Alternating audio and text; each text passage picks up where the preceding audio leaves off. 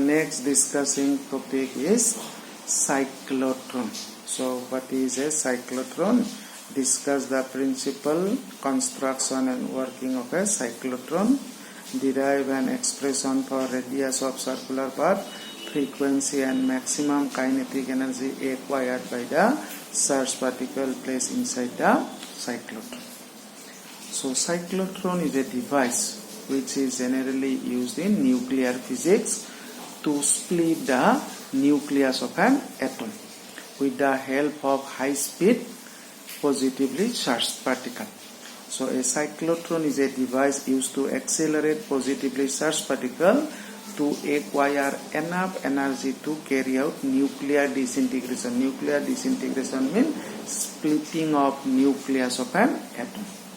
Now, what is the basic principle of cyclotron? In cyclotron, we use two uniform field. One is uniform electric field, another is uniform magnetic field, and they are placed perpendicular to each other. So, the magnetic field maintains the charged particle in a circular path, while the electric field gives energy to the charged particle periodical. That means the main function of magnetic field is to provide a circular path to the charged particle inside the cyclotron, and the electric field provides the energy to the charged particle so that it can move inside the cyclotron. The operation of a cyclotron is based on the fact that the time period of revolution of the charged particle inside the cyclotron is independent of radius of the circular path, also independent of speed of the charged particle inside the cyclotron. Now we'll discuss the different components of cyclotron. Construction of cyclotron. A cyclotron consists of two semicircular hollow metal chamber called disc. This is the 1D. This looks like English letter D. That's why they call disc D1 and D2. The disc D1 and D2, they are placed horizontally between the pole pieces, north pole and south pole of a strong permanent magnet, which applies a perpendicular magnetic field. And a source of high frequency alternating electric field is connected to the disc. The function of the source of high frequency alternating current is to reverse the polarity of the disc D1 and D2. That means at a particular moment, if the polarity of D1 is positive, at that time the polarity of D2 is negative. After fixed interval of time, the polarity reverses. That means D1 become negative and D2 become positive. So now we'll discuss how does a cyclotron works.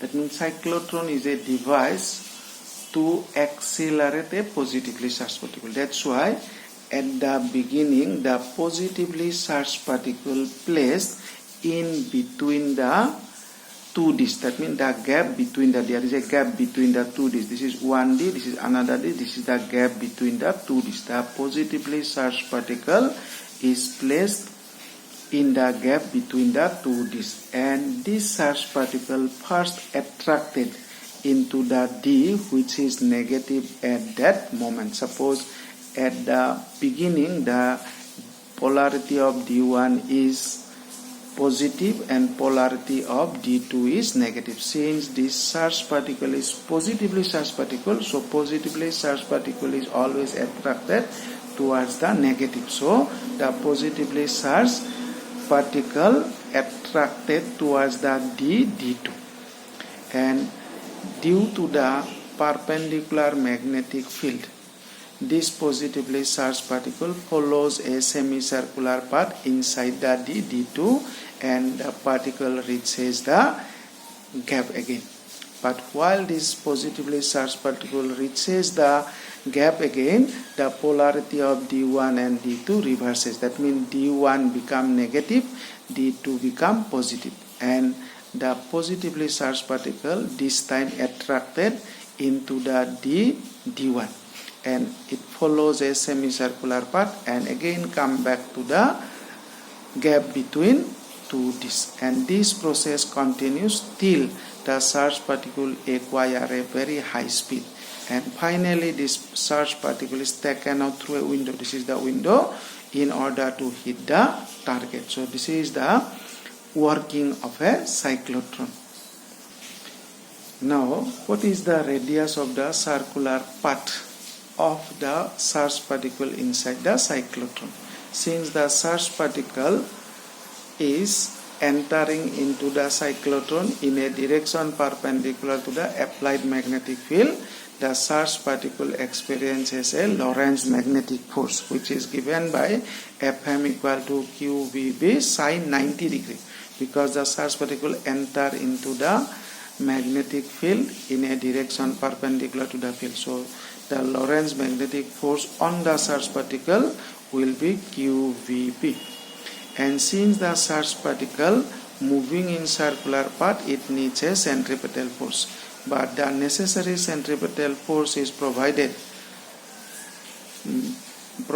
by the charged particle from Lorentz magnetic force. Therefore, Lorentz magnetic force equal to centripetal force. Lorentz magnetic force QVB and centripetal force is mv square by r.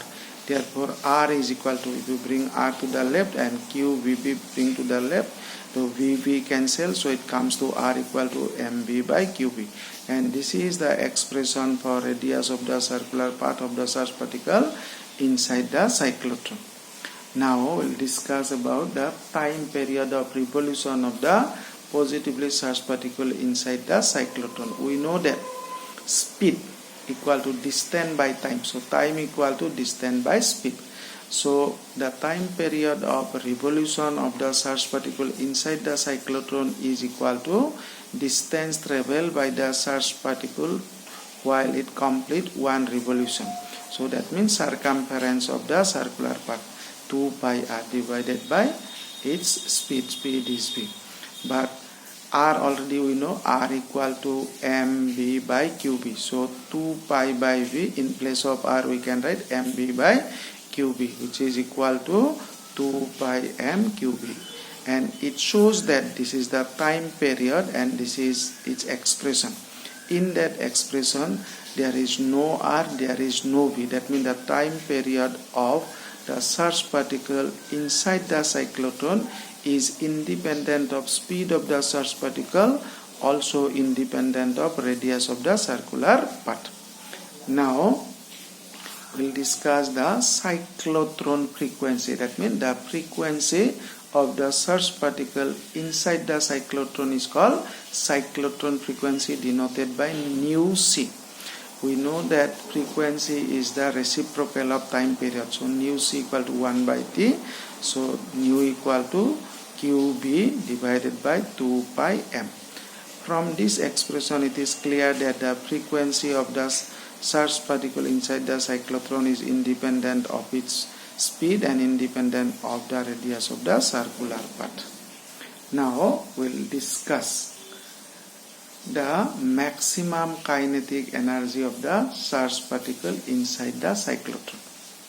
The kinetic energy of the charged particle will be maximum when its velocity is maximum, because formula for kinetic energy half mv square. Since mass of the particle is fixed, so velocity greater the velocity, greater is the kinetic energy. That means the kinetic energy of the charged particle will be maximum when the velocity of the particle is maximum. But the velocity of the charged particle is maximum, which is denoted by v naught, when the radius of the charged particle is maximum, which is denoted by r naught. So while the charged particle in the maximum radius, the Lorentz magnetic force on the charged particle is equal to centripetal force of the charged particle. Therefore, Q V naught B equal to M V naught square by R. V naught cancel. Q V equal to M V naught by R naught. So V naught equal to Q B R naught by M. Therefore maximum kinetic energy K maximum half M V naught square. So half mean half, M mean M, V naught equal to Q B R naught by M square. So if you calculate, then you will get Q square B square R naught square, and there is M square, there is M, 1M cancel, divided by 2M, and this is the expression for maximum kinetic energy of the charged particle inside the cyclotron.